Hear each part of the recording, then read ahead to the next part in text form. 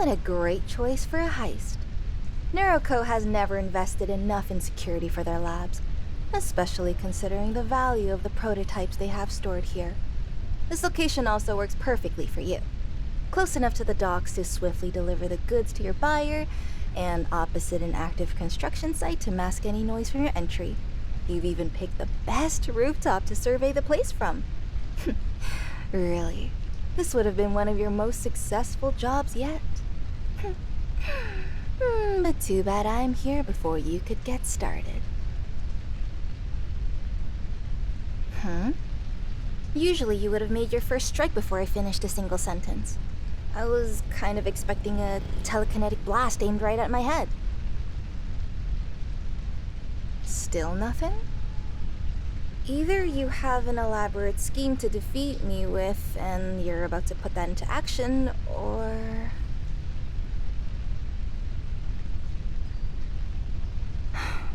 Okay then. I guess we're doing things differently tonight. But if this is a trap, I'm gonna dunk you into the river a few times before hauling you off to jail.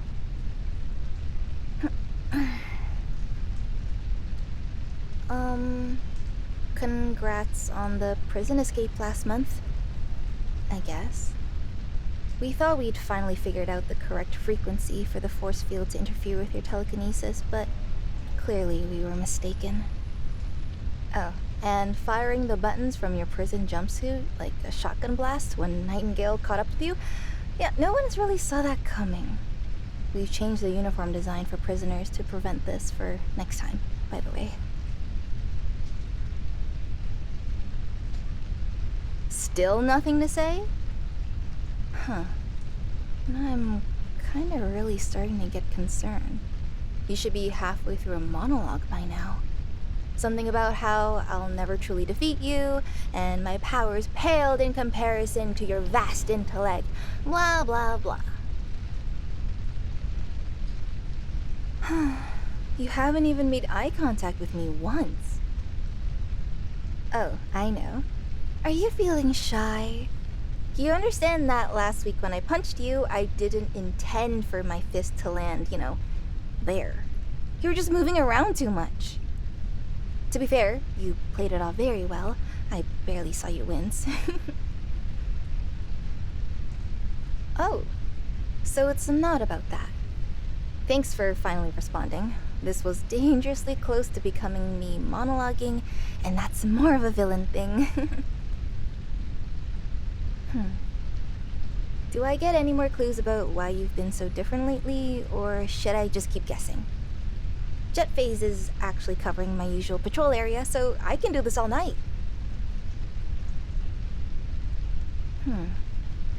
Back to moody silence. I see. Fine. Let me think. Oh, I know. You had a bad breakup. It would really make sense. You've been doing a lot more jobs lately, perhaps to distract yourself from your feelings. I've also noticed you and Arachnus haven't been working together recently. You always seemed close with them. Were you two together? Wow. I'm not sure what that soda can did to deserve getting blasted across the bay, but clearly I have the wrong idea. So no breakup then. Then what is it? Something's clearly wrong. It's not just about how you're acting either. Things with you have been erratic lately. You've been hitting places all over the city, but with none of your usual finesse. The heist last week at the Federal Reserve was sloppy. And let's not forget whatever that was at the museum. You left all the jewelry behind, but smashed all the windows on your way out? It was petty. And not like you. Maybe I could just dismiss all the things as a stupid new strategy you're trying out, but I saw the security footage from the casino job. You looked distressed. And your hands were shaking. Your hands never shake. Not when I catch you during a break-in, not even after we've been fighting for hours. This is new. Look, I just want to know, and I'm asking this sincerely. Are you okay? I know that we're enemies or whatever, but that doesn't mean I want you to suffer. If there's anything wrong, you can tell me. I won't use it against you.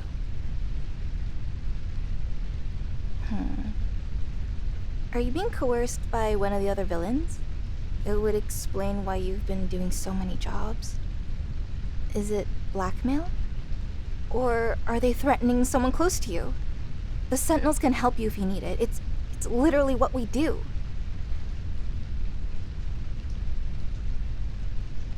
No coercion? Well then, what is going on? After all the time we've spent fighting each other, I think I deserve an explanation for why your heart's not in it anymore. So talk to me. Nothing? Come on. Something's obviously happened to make you act like this. Huh. So you just feel different lately? Well, different how? Lonely? Well, yeah, that kind of makes sense. No offense, but you've never really seemed like the sociable type. Even among your fellow villains, you don't really team up with them that often, and even when you do, there's not a lot of banter between you. Look, I know it's none of my business, but do you have anyone close to you from outside your hero life? Parents, friends, maybe a partner?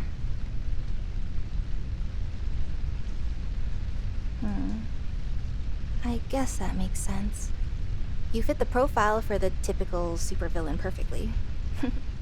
No significant social connections, a history of society treating you poorly. It's exactly what we're trained to look out for in new metahumans we encounter. Let me ask you something else then. In the typical week, how many people do you actually talk to?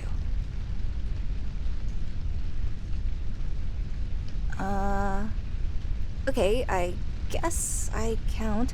We do encounter each other pretty often. Okay, well, who else? Your fixer? Is that just talking about your next heist and getting your cut of the proceeds? Or do you actually have a deeper relationship? 'Cause,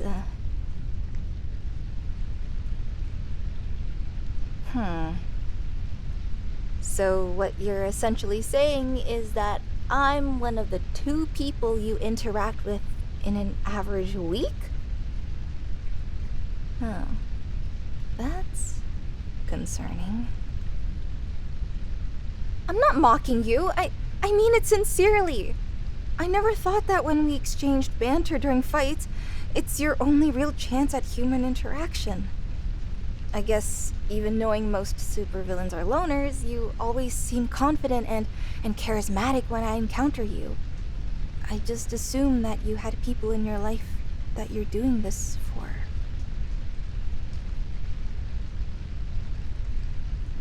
Why do you keep fighting me, by the way? You're certainly strong, but I significantly outclass you when it comes to my powers. Shouldn't you have someone more appropriately matched to fight? You know, like someone at your level, so you at least kind of have a chance at victory.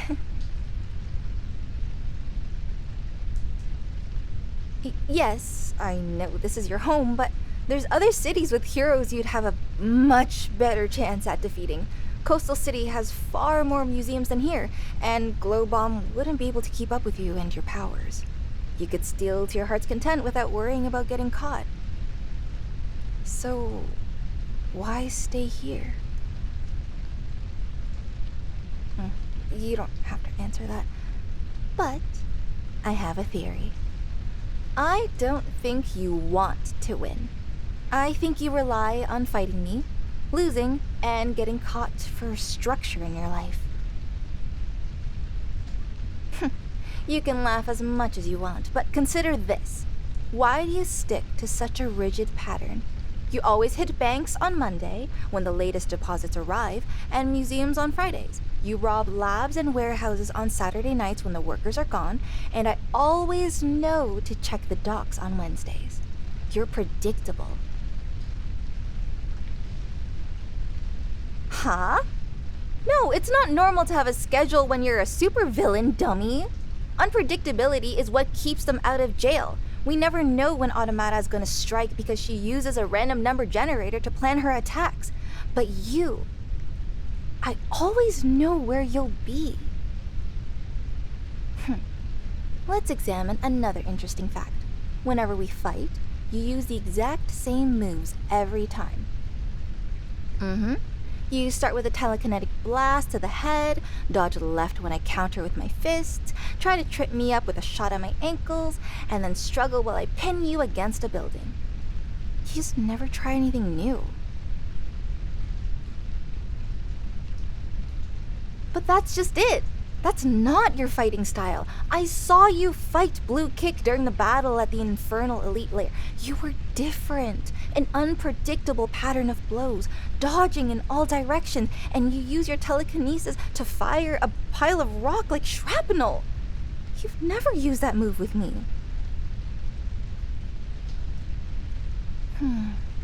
You're still trying to explain it this way? Fine then. Your Honor, my final piece of evidence, and it's the nail in the coffin. Brock Chemicals. Oh, don't pretend you don't remember. I caught you halfway through a robbery there last year. You were trying to steal the formulas to their new catalyst. We had our usual skirmish, blast to my head, dodge left, the regular. But then you missed me with a blast, and it hit one of the chemical tanks. Whatever it was that spilled out, some element in the vapor it gave off, it weakened me. I've never felt like that before.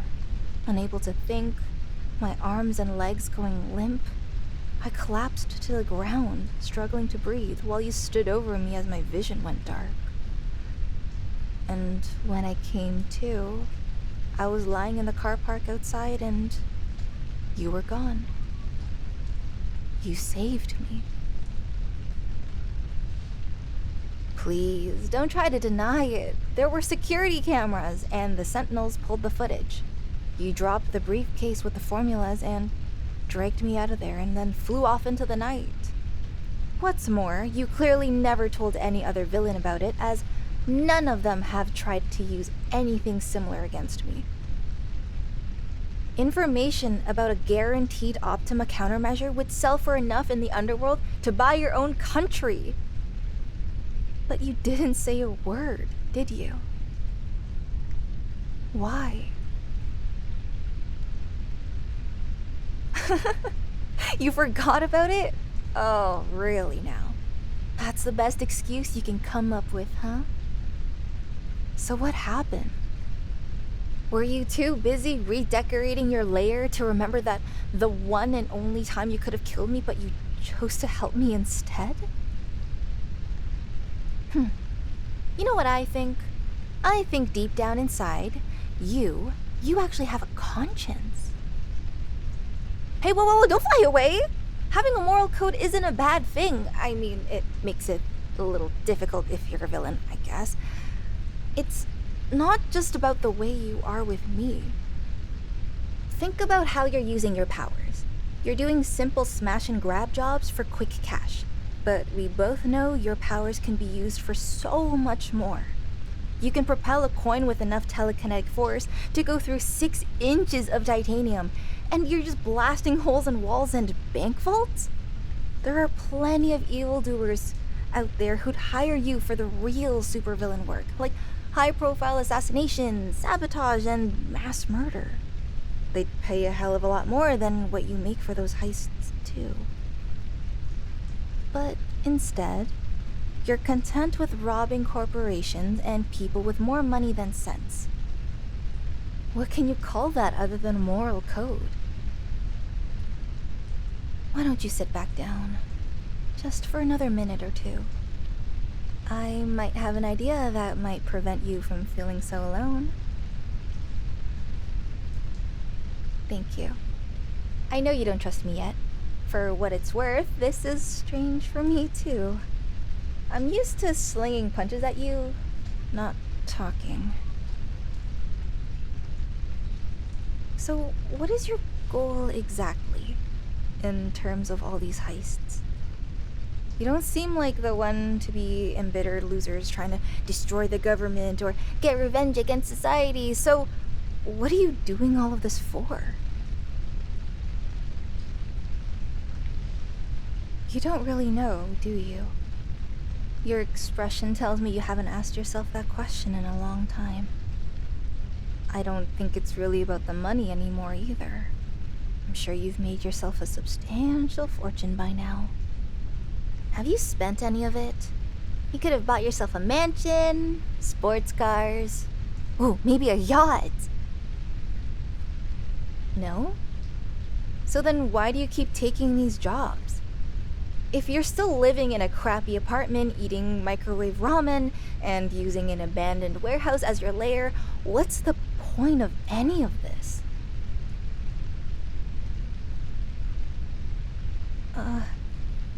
Hey, it's okay.